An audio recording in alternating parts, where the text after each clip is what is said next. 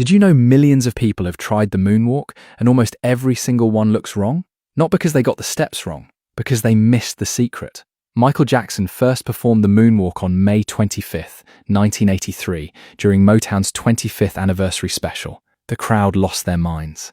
And from that night on, everyone wanted to copy it. But here is what they kept missing. MJ never rushed it. Most people speed through the slide, trying to fake the glide. Michael slowed it down on purpose, because he understood something most people never think about. The human eye gets fooled by stillness, not speed. His upper body stayed completely locked. No bouncing, no swaying, no tension. While his feet did the work, everything above his waist looked like it was floating on air, and his weight shifted before the foot moved, not after. That tiny difference is what made the illusion real. Everyone copied the surface. Michael understood the science underneath it. That is what made him untouchable.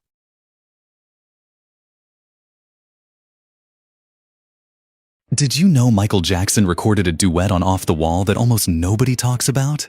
And it might be one of the most honest vocal performances of his career. It's the Falling in Love pairs Michael with Patti Austin.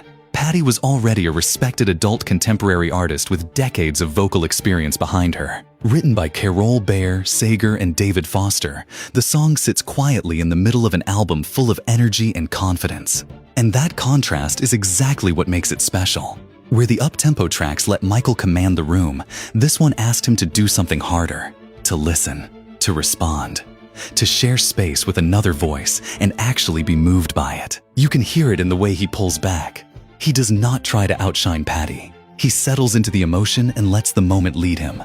That kind of restraint takes real skill. Most fans remember Off the Wall for Don't Stop Till You Get Enough, but this quiet little duet shows a side of Michael that never got enough credit. It was 1984, the height of Thriller mania. Michael Jackson hadn't walked freely in public in months. One afternoon, against the advice of his team, he slipped out of a hotel in Los Angeles. Just to walk. A few blocks in, a young girl recognized him. She froze. She didn't scream, didn't reach for him. She just looked at him with the widest eyes he had ever seen.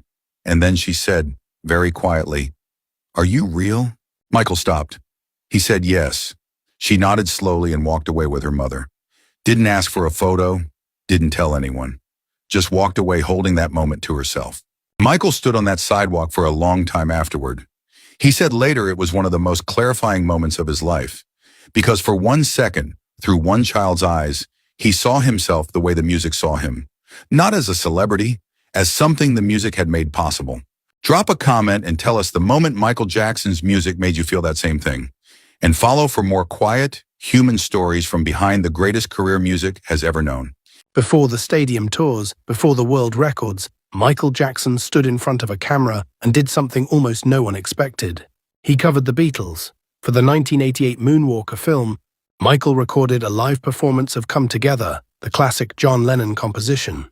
It was raw. It was bold. It was entirely his own. He did not imitate Lennon. He inhabited the song differently, reshaping its dark groove into something that felt urgent and alive in a new decade.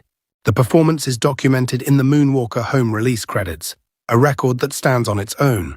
This was an artist declaring that great music belongs to whoever has the courage to feel it fully.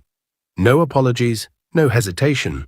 Just Michael, the song, and a moment that still holds power decades later. If that kind of artistry moves you, drop a comment below and follow for more stories like this.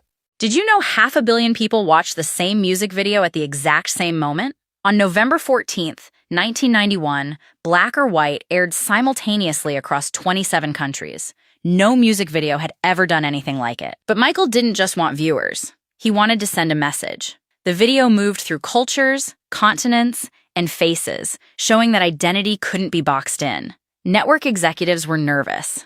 Michael didn't care. He understood something most artists never do.